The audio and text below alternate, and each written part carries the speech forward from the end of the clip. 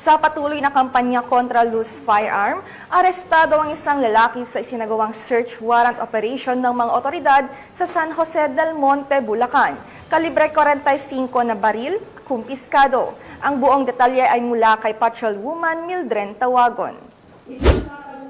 Operasyon ang isinagawa ng mga tauhan ng San Jose del Monte City Police Station matapos makasamsam ng isang loose firearm sa bisa ng search warrant sa Barangay Santo Niño, lungsod ng San Jose del Monte, Bulacan. Kinilala ni Police Lieutenant Colonel Rezon M. Bagain, hepe ng San Jose del Monte City Police Station, ang naarestong sospek na si alias Ja, 42 taong gulang, dating security guard at residente ng nasabing barangay.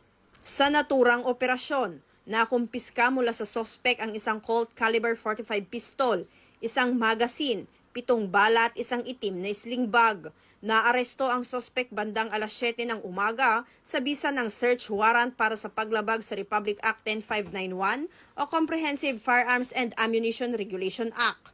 Samantala, ang mga nakumpiskang baril at bala ay dinala sa Bulacan PNP Forensic Unit para sa ballistic examination at safekeeping. Ang matagumpay na operasyon ay bunga ng masusing investigasyon at aktibong pakikipagtulungan ng mga mamamayan bilang bahagi ng patuloy na kampanya ng Bulacan Police Provincial Office sa ilalim ng pamumuno ni Police Colonel Angel L. Garciliano, Provincial Director, laban sa mga loose firearms upang mapanatili ang kaligtasan at kapayapaan sa mga komunidad.